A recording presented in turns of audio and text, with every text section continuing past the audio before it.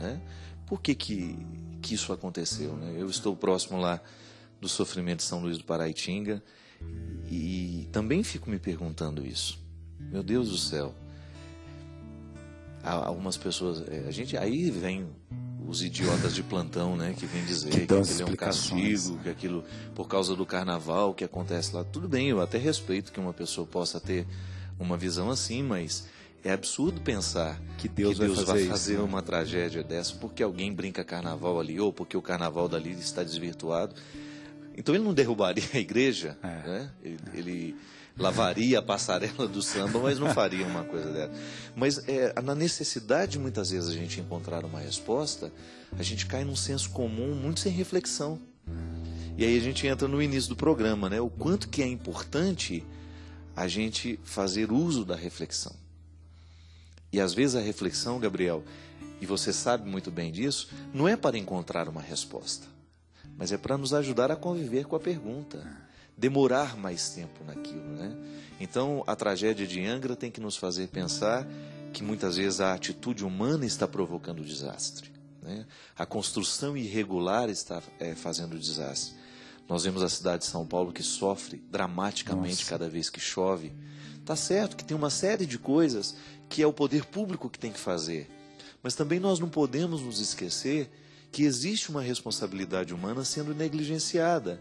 Quando eu pego o meu lixo e jogo no lugar errado, quando aquele lixo vai para dentro de um bueiro, ele entope, e por onde a água poderia passar, não está passando mais, porque tem uma sociedade que está negligenciando a responsabilidade de reciclar o seu lixo, de jogar no lugar certo. Aí depois nós temos a tragédia, nós voltamos aos primórdios da humanidade, quando tudo era justificado de maneira mítica, né? Então, Deus castigou, Deus fez, Deus que... Eu me recordo quando eu era criança, cada trovão que dava, a dona Ana olhava para mim, tá vendo? Nosso senhor tá bravo com você. E eu não sabia nem o que eu tinha feito para aquele trovão estar acontecendo. Eu já me recolhia no meu canto com medo de que... E aí eu já comecei, meu Deus, o que eu posso ter feito hoje, né? Para estar gritando desse jeito, né? Então essas explicações míticas, elas são perigosas, porque a gente pode acabar sendo injusto, né? E eu não me recordo se foi Schopenhauer que disse, eu acho que foi. Ele disse que o ateísmo nasce no mundo quando nós ensinamos um Deus que é pior do que nós. Isso é muito interessante, porque quando eu começo a aprender que a tragédia de São Luís do Paraitinga foi provocada por Deus, aí eu fico pensando, eu fico pensando, eu que sou humano, limitado, jamais faria isso. Então eu começo a duvidar da bondade desse Deus. Então, às vezes, a nossa teologia, ela pode causar um estrago no coração das pessoas, né? Quando nós ensinamos uma caricatura de Deus, quando nós não ensinamos o que verdadeiramente é revelação, que está plenamente manifestado em Jesus. Deus é amor, Deus é misericórdia e Deus é justo. E é nesse conceito de justiça, Gabriel, que entra... Muitas vezes acontece, Deus não pode intervir, por quê? Porque eu faltei com a minha responsabilidade. Então, eu joguei um lixo onde não deveria, Deus não pode vir recolher humanamente aquele lixo, ele vai ficar ali. E às vezes a tragédia, uma grande tragédia acontece a partir de pequenos descuidos, né? É essa a história da corrente, tanto do bem quanto do mal. Se eu estabeleço um elo com aquilo que é bom no mundo, a corrente do bem cresce. Mas se eu estabeleço um elo com aquilo que é ruim, a corrente do mal vai crescer. Tudo passa pela nossa escolha. O padre, tem uma coisa interessante também, que é essa reflexão da antropologia humana, né? Se a gente atribuísse tudo isso a Deus, o homem não seria homem, né? Nós seríamos robôs. Justamente. Então, assim, Deus nos deu a liberdade. Por isso que tem gente que mata. Não é por culpa de Deus que alguém mata. Por isso que tem gente que rouba. Por isso que alguém pega um carro a 190 km por hora, atropela e mata 4 pessoas. Não foi Deus que fez isso, né? Porque isso, na verdade, é aquela reflexão incorreta, né? Esses dias com o seu bispo lá de Taubaté, Dom Carmo, né? Um homem de uma sabedoria incrível, né? E ele dizia muito isso, assim, olha, é a liberdade humana. É claro que Deus nos acolhe, Deus nos protege, Deus nos ilumina, mas uma coisa, né? São Tomás dizia isso também, eu posso fazer por mim ou eu posso permitir que Deus haja por meio de mim.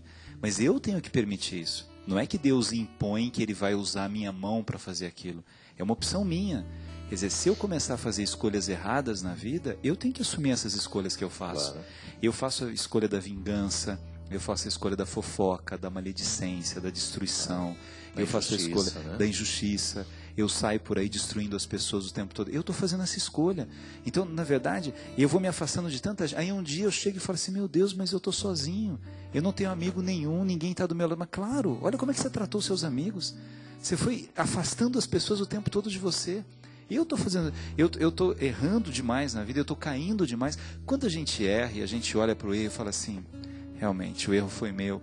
Mas a tendência que a gente tem é de achar que é o pai que errou, a mãe que errou, é o filho que errou. E eu não tenho erro nenhum, né? Então, essa visão de que as escolhas são erradas, eu que deixei o lixo lá, eu que gasto água demais, né? Eu que fiz uma opção. São Paulo, por exemplo, cada vez mais se cobre os rios de São Paulo. Então, a cidade não aguenta.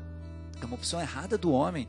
Não adianta aumentar, ao invés de nós fazermos uma opção pelo transporte público, pelo transporte de metrô, de trilho, a cidade toda foi optando por mais carro, mais carro. Então é uma tragédia. E padre, eu vi isso, eu fui lá, tive com o padre Júlio lá em Sapopemba, no Jardim São Luís, no Jardim Pantanal. Mas é uma tristeza, Aquela pessoa assim que ela acumulou uma coisinha de nada, porque ela é pobre, tudo que ela acumulou ela perdeu. É o paninho dela, é o santinho que ela tinha, é a fotografia. Né? Perdeu tudo, né?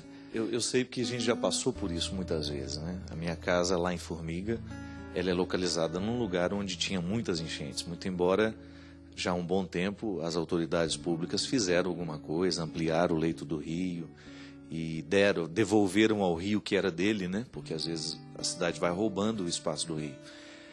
Mas eu me recordo que inúmeras vezes nós vimos aquela água entrando dentro da nossa casa.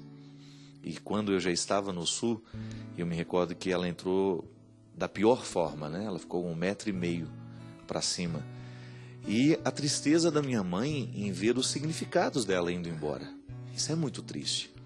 Quando você percebe que o rio, ele não só leva a materialidade, mas leva uma série de coisas que não tinha valor material. Passado, né? É o passado. É aquela carta que estava guardada há mais de 20 anos, que vai embora, né? São aqueles documentos e fotografias que cada vez que ela folheava e tomava contato, né, fazia um contato, aquilo ali reportava a um tempo bom da vida, as memórias, né? O dente de leite do filho. Justamente. Uma senhora pra gente de Sapopemba falou isso, o dente de leite. O dente de leite do meu filho foi, né? Embora. O sapatinho de tricô daquele, né, do bebê que já é um homem hoje. Então são muitas coisas. Agora, uma coisa, Gabriel, que eu tenho ficado muito atento, por exemplo, todos nós estamos nos mobilizando para ajudar São Luís do Paraitinga. Eu digo isso porque é a nossa realidade mais próxima, né? E eu achei interessante porque, ligando para um padre amigo meu, eu falei assim, padre, o que eu posso fazer? Eu gostaria de ajudar na reconstrução da igreja, mas gostaria de fazer alguma coisa a mais. Aí ele falou assim, padre Fábio, vamos esperar uns 3, 4 meses, porque é o momento em que a cidade mais vai precisar.